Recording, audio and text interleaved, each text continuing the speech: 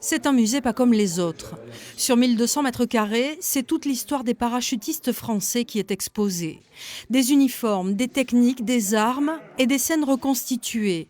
Comme cette Jeep du Special Air Service anglais, des forces des pays occupés venus combattre dans l'armée britannique pendant la Seconde Guerre mondiale.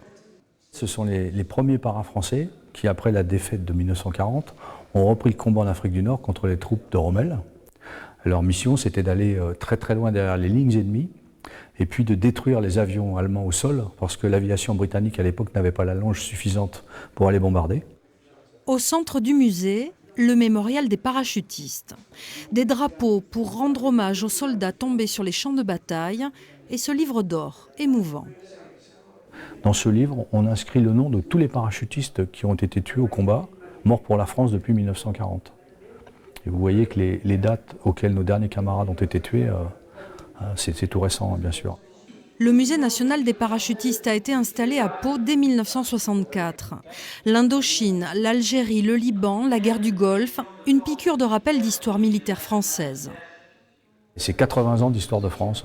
Les parachutistes, c'est une arme jeune, ils naissent dans les années 30, 35, et puis jusqu'à aujourd'hui, vous voyez. Donc on revisite 80 ans d'histoire de France à travers l'histoire des parachutistes français. Chaque année, le musée accueille plus de 13 000 personnes. La visite est gratuite.